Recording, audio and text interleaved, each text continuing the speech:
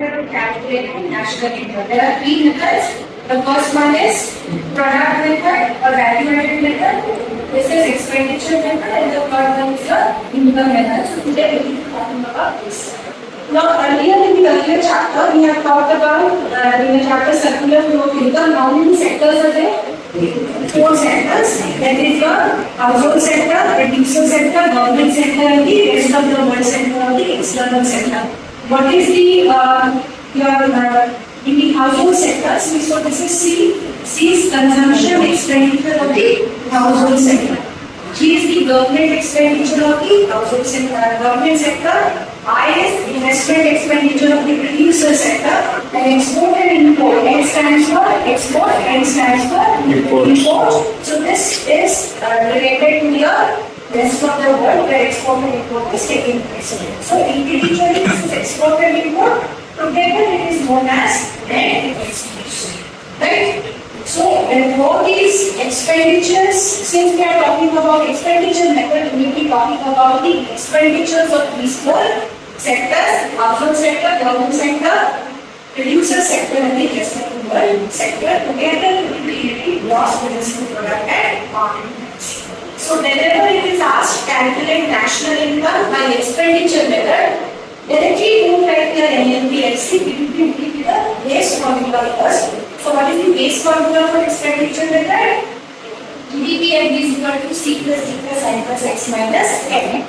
Now in this particular formula, C is directly given, G is also directly given, right? G, when we talk about government expenditure, it includes both. It's a consumption expenditure of the government sector and investment expenditure of the government. Together it is taken as G. X and N, what will be the variations in the numericals? Export and import given separately, net export or net import. Right, so whenever there is net import given, what we have to do is we have just change the sign of the given. That means if it is net import is given as minus N, we will write plus N. Or if it is written as plus N, for net import we will write here as minus N. So there is no difficulty getting here. Neither there is any difficulty for C and G because they are directly given.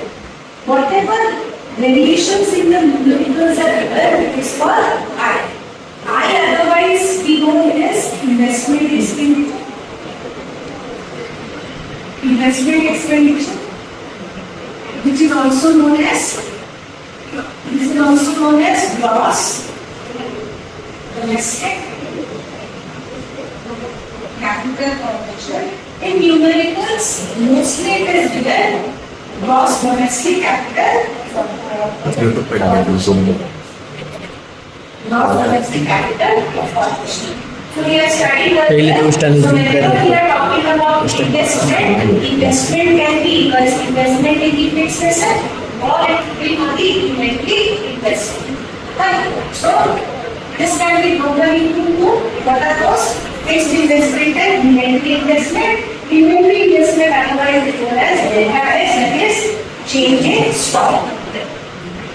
So what variations would be there in this particular line mostly?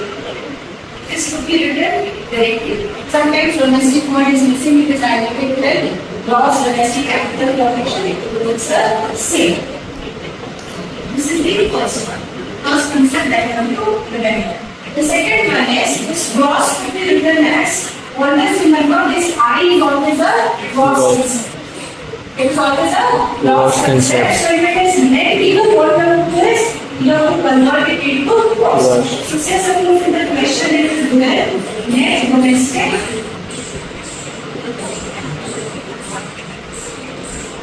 capital formation, and to make it as I, what is needed to be done? This net has to be converted to gross. So net, if it is given, what you do? Add. And what is the connected word between net and gross? Depreciation cost. So we just add depreciation cost. Depreciation cost. So when you are doing the numericals, basically getting 15 minutes of reading time, and then while reading the question, if you find it as given as net, this question comes, you just circle it so that when you are actually doing the sum, You need not to miss it out. So now when net is given, it has to be converted to gross because investment is a gross concept. And now this net can be converted to gross by adding depreciation cost. Clear? Now the third time. Say suppose it is written net domestic fixed capital. Fixed capital.